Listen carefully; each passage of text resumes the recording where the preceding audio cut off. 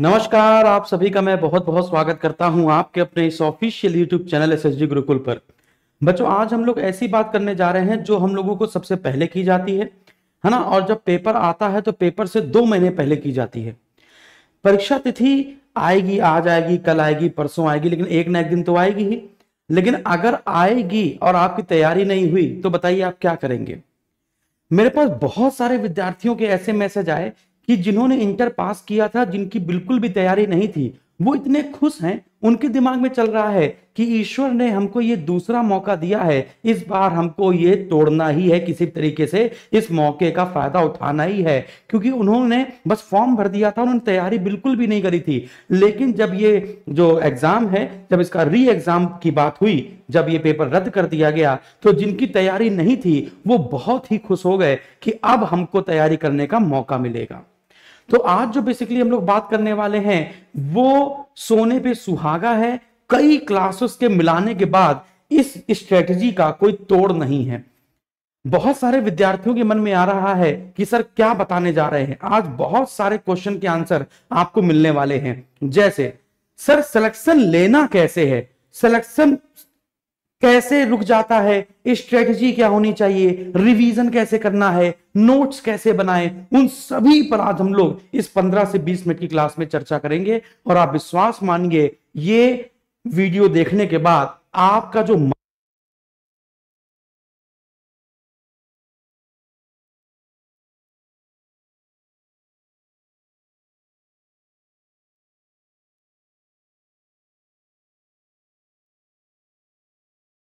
चने आएंगी वो आती रहेंगी। देखिए साउंड खत्म हो गया था, मतलब बैटरी डाउन हो गई थी।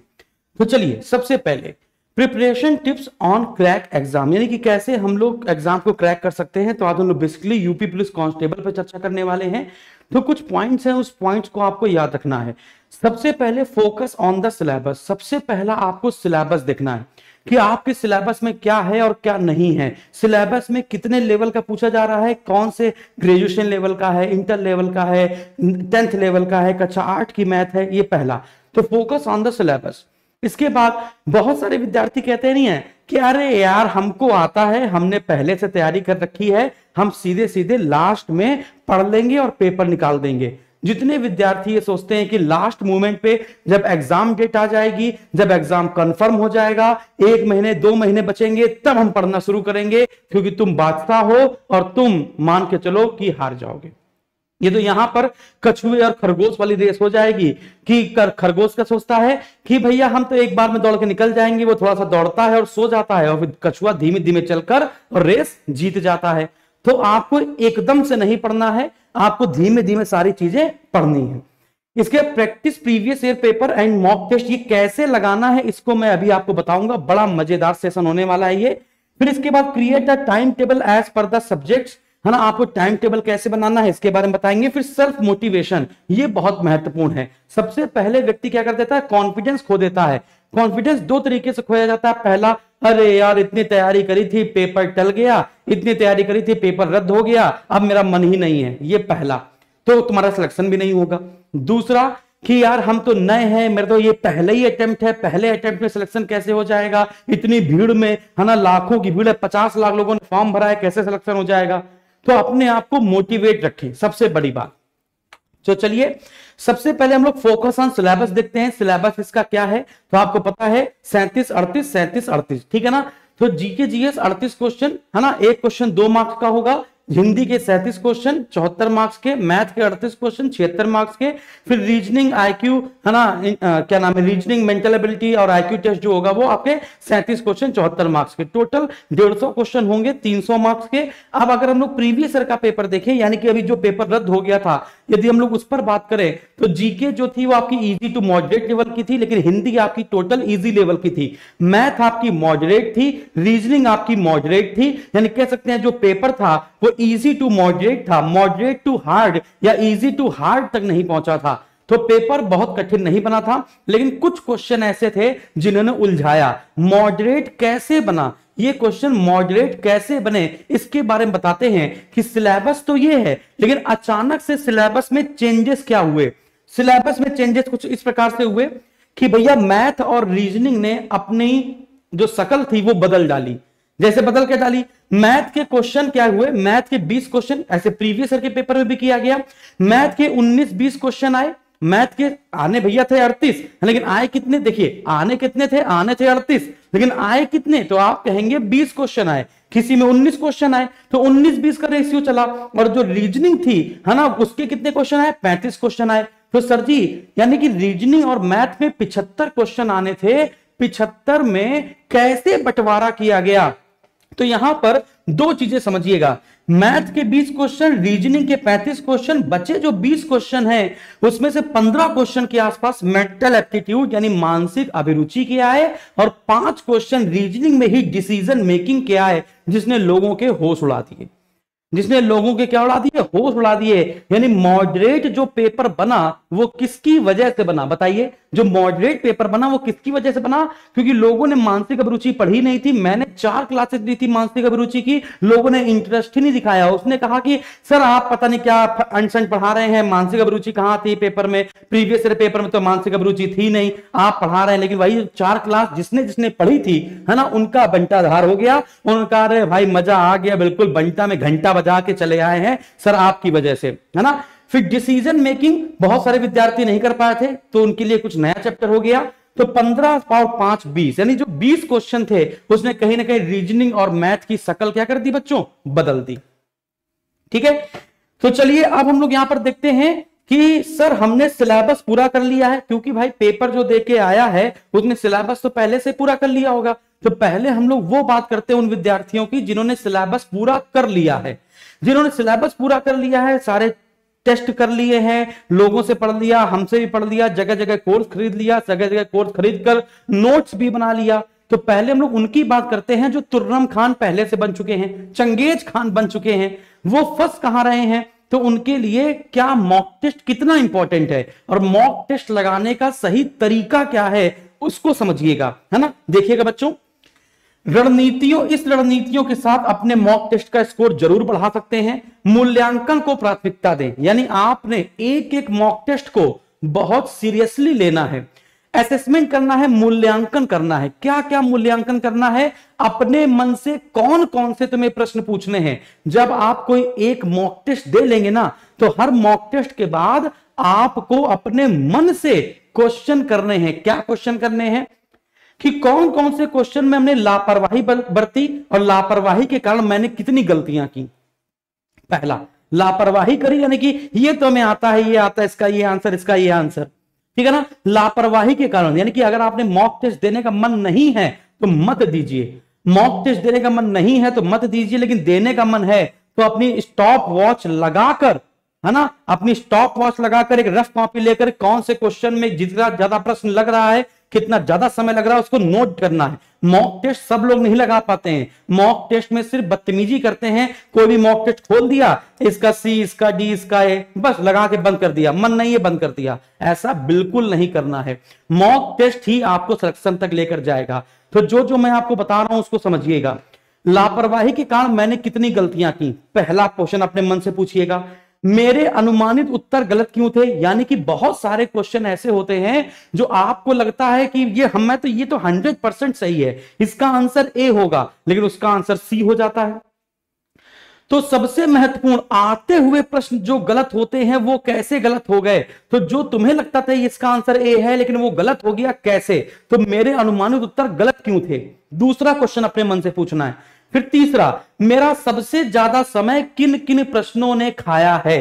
कौन से प्रश्न में हम लटक गए? क्वेश्चन तो हमने कर दिया, हमने आंसर तो निकाल लिया, लेकिन कौन कौन से प्रश्न ने सबसे ज्यादा मेरा समय खाया है और कौन से विषय से संबंधित वो प्रश्न है। फिर इसके बाद मैं किन विषयों को शीघ्रता से कर सकता हूं, यानी कौन कौन से क्वेश्चन या कौन कौन से सब्जेक्ट के क्वेश्चन मैंने जल्दी जल्दी कर दिए और कौन कौन से सब्जेक्ट के क्वेश्चन मैंने लेट में किए हैं।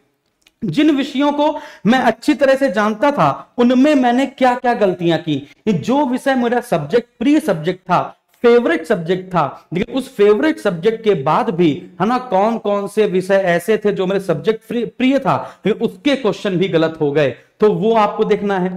फिर इसके बाद क्या मैंने प्रश्न सही ढंग से समझा? क्योंकि बहुत बार जब आप मॉक एनालिसिस करते हैं या पेपर देके घर आते हैं तो फिर आप कहते हैं अरे यार इसने पूछा था बंगाल का पहला गवर्नर जनरल और हमने सोच लिया बंगाल का पहला गवर्नर।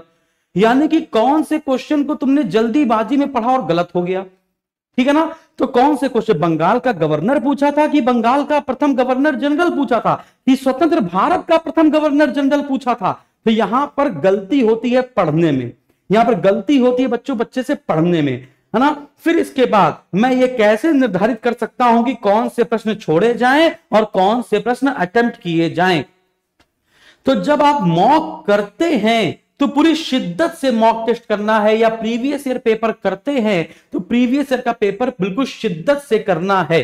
क्या ये बात आपको समझ में आई? तो ये सारे प्रश्न आप अपने मन में पूछेंगे। जब ये सारे प्रश्न आप पूछेंगे तो फिर आपको सबके उत्तर प्राप्त होंगे। बस जो जो उत्तर प्राप्त होता जाए उसको आप रेक्टिफाई करते जाइए, जो जो उत्तर प्राप्त होता जाए उसका आप रेक्टिफिकेशन करते जाइए, और आप देखेंगे कि आपके जितने भी मॉक टेस्ट में नंबर आ रहे थे उससे 50% ज्यादा, यानी आधा रास्ता आप अपना तय कर चुके होंगे मेरी इस स्ट्रेटजी के बाद, मॉक वाली स्ट्रेटजी के बाद। बच्चा लोगों, अगर मजा आई हो तो बजाओ ताली। अगर ये मॉक एनालिसिस जो हमने आपको बताया है ये मजा आई हो अगर सुनकर कि यस सर यही तो होता है, हमें यही तो पता नहीं था, इसी वीडियो का तो इंतजार था जो आपने आज बनाया, ठीक है। तो इन सवालों के जवाब देने और सुधारात्मक कार्रवाई करने से आप अपने लक्ष्य पर पहुंच जाएंगे। आगे बढ़ते हैं। सबसे पहली बात कि दूसरे की स्ट्रेटजी पर ज्यादा दिमाग मत लगाओ कि मेरे भाई जो हैं या मेरे दोस्त जो हैं वो इस टेक्निक का प्रयोग करते हैं और उनका पेपर जल्दी हो जाता है। तो आप क्या करिए, आप उस टेक्निक को पेपर टाइम मत यूज कीजिएगा, आप उस टेक्निक को मॉक टेस्ट में एनालिसिस कीजिएगा या मॉक टेस्ट में लगाइएगा। आपके टीचर ने जो बताई टेक्निक, आपके साथी ने जो टेक्निक बताई, आपके छोटे भाई ने टेक्निक बताई, उन सभी टेक्निकों को आप 1 बाय 1 करके, है ना, प्रैक्टिकल करिए। उसका हर मॉक टेस्ट पर उसका प्रैक्टिकल करिए। तो प्रयोग करने में बिल्कुल संकोच नहीं करना है, विभिन्न तकनीकी और रणनीतियों को आजमाने से ना कतराएं।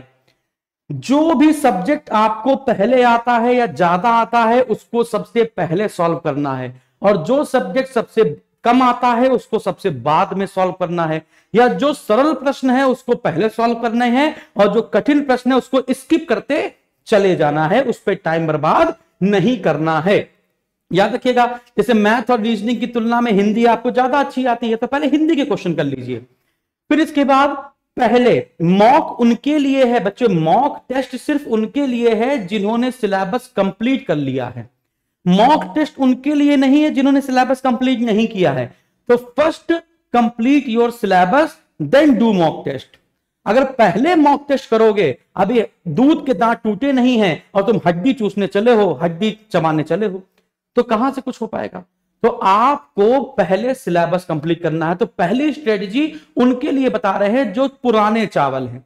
ये स्ट्रेटजी पहले हम उनके लिए बता रहे हैं जो कैसे चावल हैं बच्चों, पुराने चावल हैं, जो अपने आप को घमंड में जी रहे हैं कि पेपर आएगा इसी तैसी कर देंगे, फाड़ फूड़ के अलग कर देंगे, भाई तुम्हारा सब कर लेता है, उनके लिए मैं बता रहा हूं।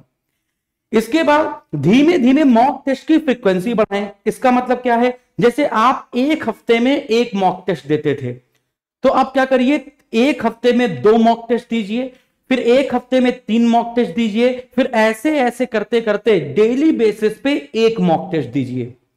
आप देखेंगे आपके सिलेबस में जो क्वेश्चन कठिन लग रहे थे आपको, मॉक टेस्ट करते करते वो आंसर आपको रट जाएंगे, वो आंसर आपको रट जाएंगे। आप देखेंगे कि आप देखिएगा अपने घर का जो सीढ़ी होती है, अपने घर की जो सीढ़ियां होती हैं, वो आदमी अंधेरे में भी उतर जाता है धड़ धड़ धड़ धड़ धड़ धड़, लेकिन अपने घर में किसी दूसरे व्यक्ति को लेकर आओ और उसे अंधेरे में सीढ़ी उतरने के लिए कहो, वो धड़म से नीचे आ जाएगा। इसका मतलब क्या है, प्रैक्टिस मेक्स मैन परफेक्ट। यानी आप लगातार उतरते रहे हैं तो अंधेरे में भी आप अपनी सीढ़ियां धड़धड़ाते हुए उतर जाएंगे, लेकिन नया आदमी नहीं उतर पाएगा। तो आप जब असली पेपर मिलेगा तो आप इतनी बार नकली पेपर असली पेपर जैसे कर चुके होंगे कि असली पेपर में भी आप मॉक टेस्ट जैसा फीलिंग करोगे, और उसमें मॉक टेस्ट में अगर आपके 130 प्लस स्कोर आते हैं तो आप असली वाले पेपर में भी 130 प्लस लेकर आएंगे, डर खत्म हो जाएगा।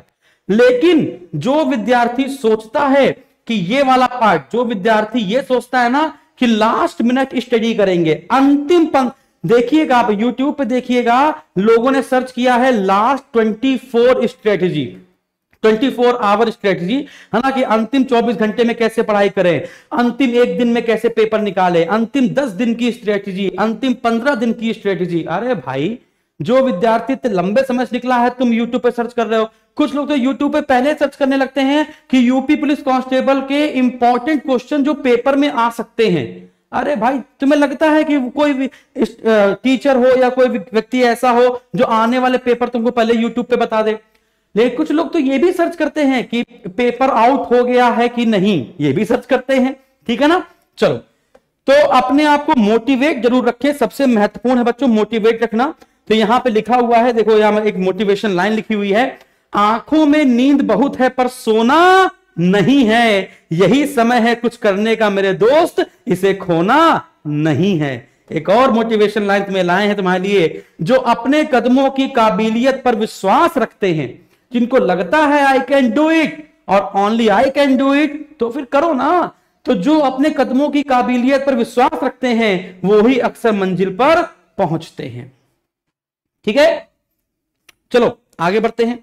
अगली बात, तो अब आपके मन में आ रहा होगा कि सर एक बात बताइए, फटाफट से बताइए कि आपने जो मॉक टेस्ट इतने सारे बताए हैं, लेकिन अब ये बताइए कि आप अपने बैच का प्रमोशन करेंगे क्या? नहीं, अब बैच का कोई प्रमोशन नहीं, इस वीडियो में कोई बैच का प्रमोशन नहीं है, सिर्फ सुनते रहिए कि मॉक टेस्ट एनालिसिस हम कैसे करेंगे। आप क्या करिए, सबसे पहले कोई पैसा नहीं, कुछ नहीं, सब कुछ फ्री और आपके लिए ही, बस सिलेक्शन हो जाए तो एक बार बता देना कि सर वर्दी में कहीं ना कहीं आपका जिक्र जरूर है।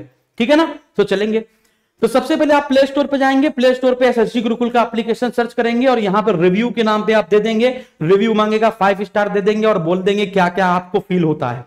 फिर लॉगिन कर लेंगे, लॉगिन करने के बाद यहां पे category Uttar Pradesh exam select कर लेंगे और इसके बाद एग्जाम सेलेक्ट करने के बाद ऐसा इंटरफेस खुलेगा, थोड़ा सा नीचे स्क्रॉल करेंगे, फिर यहां पे लिखा है आपका फ्री टेस्ट, है ना, फिर यहां पर आपको एक ऑप्शन मिलेगा फ्री टेस्ट का, फिर इस फ्री टेस्ट पे आप क्लिक करेंगे। जब आप फ्री टेस्ट पे क्लिक करेंगे तो आपको यहां पर हमने, है ना, क्या कर दिया, सब्जेक्ट वाइज मॉक टेस्ट दे दिए हैं। जैसे यूपी पुलिस री एग्जाम 2024 वाले पे क्लिक करेंगे तो यहां पर जीएस के 5 सेट, रीजनिंग के 5 सेट, मेंटल एबिलिटी के 5 सेट, है ना, मैथ के 5 सेट, हिंदी के 5 सेट, ये सबके 5-5 mock test, subject wise 5-5 mock test हमने यहां पर आपको फ्री कर दिए हैं। पहले आप जीएस के 5 सेट लगाइएगा, मैथ के 5 सेट लगाइएगा, रीजनिंग के 5 सेट लगाइएगा, मेंटल एबिलिटी के 5 सेट लगाइएगा, हिंदी के 5 सेट लगाइएगा। और जब आप ये सारे सेट लगा ले, जब आप ये सारे सेट लगा ले तो हमें कमेंट कर दीजिएगा इसी वीडियो पे कि सर अब हमने 1 बाय 1 करके सारे सब्जेक्ट वाइज टेस्ट लगा लिए हैं, आप सर हमको फुल लेंथ मॉक टेस्ट दे दीजिए। तो आपको फिर फुल लेंथ का मॉक टेस्ट दे दिया जाएगा, जो 2 घंटे में आपको पूरे 150 क्वेश्चन दिए जाएंगे, उसके बेस्ट एक्सप्लेनेशन दिए जाएंगे। क्या ये बात आपको समझ में आ रही है ना? तो ये हमने आपको जो बताया है, ये आपको सारी बातें समझ में आई होंगी। अब यहां पर जो विद्यार्थी नए हैं, जो विद्यार्थी नए हैं, है ना, जो विद्यार्थी न्यू हैं, समझिएगा, जो विद्यार्थी न्यू हैं उनके लिए क्या करना है, उनके लिए सबसे पहले उतनी देर में उनको ये तो समझ में आ गया होगा, सबसे पहले उनको सिलेबस को पढ़ना है, सबसे पहले सिलेबस को पढ़ना है। इसके बाद अब 2 पॉइंट हैं, है ना, टाइम ज्यादा उसको देना है जो सब्जेक्ट आपका वीक है, और टाइम कम उसको देना है, सबसे कम टाइम किसको देना, उसको देना है ना, जो सब्जेक्ट आपका स्ट्रांग है। लोग क्या करते हैं, यदि उनको मैथ में टाइम एंड वर्क आता है तो वो दिन भर टाइम एंड वर्क ही लगाते हैं, गलत हो जाएगा। अगर आपको टाइम एंड वर्क आता है लेकिन आपको नंबर सिस्टम नहीं आता तो सबसे ज्यादा टाइम आपको किसको देना है, जो आपके सब्जेक्ट वीक हैं। क्लियर है?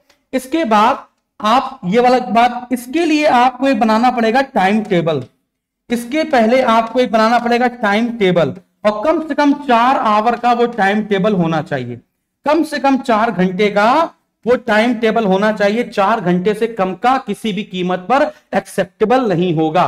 ये बात आपको समझ में आई?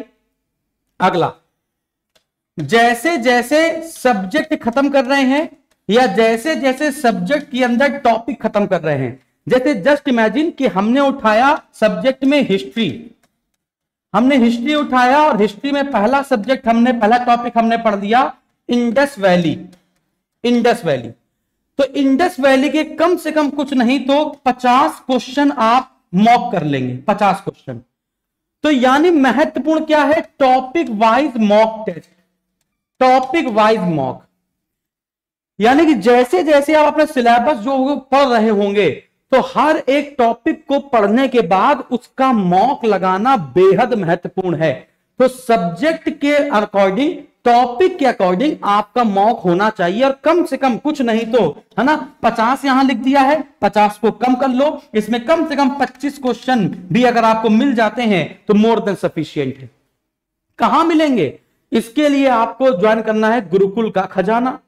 जब गुरुकुल के खजाने में आप जाएंगे बच्चों, जब गुरुकुल के खजाने में आप जाएंगे तो आप खो जाएंगे वहां पे, टॉपिक वाइज, सब्जेक्ट वाइज।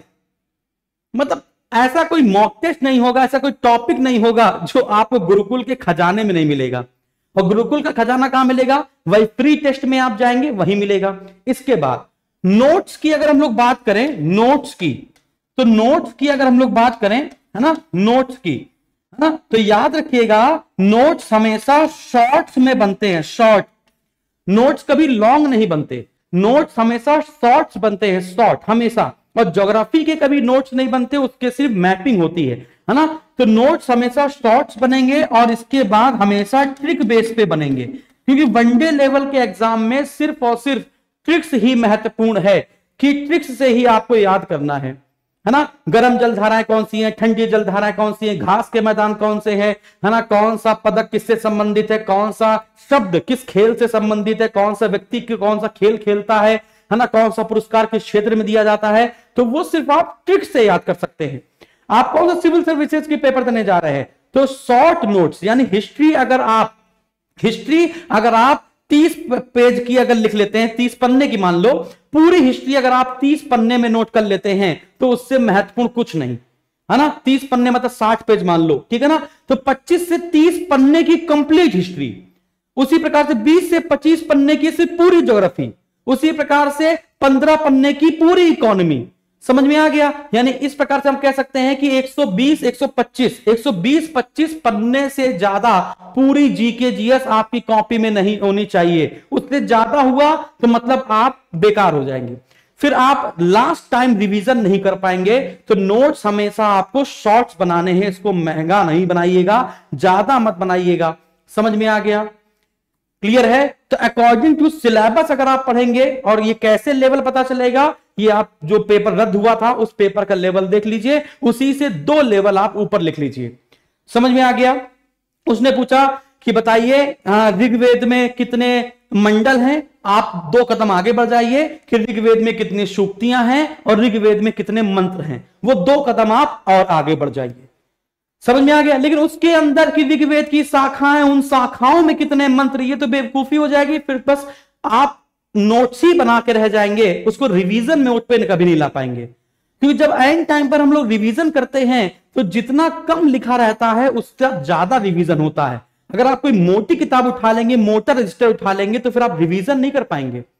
समझ में आ गया। फिर एक तरफ याद करेंगे, दूसरी तरफ से भूलते रहेंगे, क्योंकि एंड टाइम पर पेपर पे लोग भूलते ज्यादा हैं, डरते हैं, रटते हैं, तो वो भूलते लगते हैं। तो इन सब कमजोरी को दूर करने के लिए आपको मोर प्रैक्टिस, मोर मॉक टेस्ट करने हैं। और जो मैंने आपको ये रामबाण बताया है ना, इस रामबाण को हमेशा याद रखना। ये जो पॉइंट हैं ये हमेशा आपको अपने मन से पूछते रहने हैं। जब जब आपको क्विज करना हो, जब जब आप मॉक करें, तो हमेशा ये पूछते रहना है, ठीक है। तो मेरे हिसाब से बच्चे, मेरे हिसाब से जो भी बातें मुझे बतानी थी, है ना, बहुत मेहनत से मैंने आपकी ये पीपीटी बनाई है। मैंने इसमें पॉइंट ऐड करे हैं, ढूंढे हैं, समझे हैं कि कौन कैसा कैसा, किसकी किसकी कहां पर गलतियां होती हैं, कौन कैसे कैसे पेपर में पास नहीं हो पाता है। बहुत सारे क्वेश्चन और उन क्वेश्चन के आंसर, है ना, वो सारे मैंने यहां पर सजोने की कोशिश करी है। मेरे हिसाब से तो मैंने अपना बेस्ट दिया है। अब आपको अच्छा लगे ये वीडियो तो जरूर बताइएगा कमेंट करके, है ना। गर्मी देख रहे हो कितनी कितनी, कितना पसीना निकला है। एसी पता नहीं क्या हो गया है, अब एसी नहीं चल रही है, बिल्कुल। तो कोई नहीं, है ना। तो अगर अच्छा लगा हो मैंने तो जरूर बताइएगा। नोट्स कहां से नोट्स कहीं से लेना नहीं है, जो आपने पढ़ा है, जो आपने पढ़ा है, जो टीचर ने पढ़ाया है, जो टीचर ने पढ़ाया उसका नोट्स है। और नोट्स कभी किसी से परचेस मत कीजिएगा। नोट्स क्या होता है कि नोट्स क्या होते हैं, पहले आपने चीजों को समझा और समझकर जब आप लिखते हैं तो एक प्रैक्टिस तो यही हो जाती है, जब आप अपने हाथों से अपने नोट्स बनाते हैं तो वहीं पर चीजें माइंड में जाना शुरू हो जाती हैं। पहले आपने लेक्चर देखा, समझा और समझकर फिर तुमने खुद के नोट्स बनाए। अगर मैं नोट्स दे भी रहा हूं, अगर मैं बोर्ड का ये पूरा पीडीएफ मैं आपको दे भी रहा हूं, तो भी तुम्हें अपनी कॉपी में नोट्स बनाना है। पहले सिलेक्शन जल्दी क्यों हो जाता था, क्योंकि लोग क्या जाते थे पढ़ने के लिए, टीचर समझाता था फिर उसको लिखवाता था। अब आज क्या है, बच्चा मोबाइल खोला, आधा पढ़ा आधा छोड़ा, पीडीएफ डाउनलोड करी, उससे पढ़ा, आधा समझ में आया आधा नहीं आया।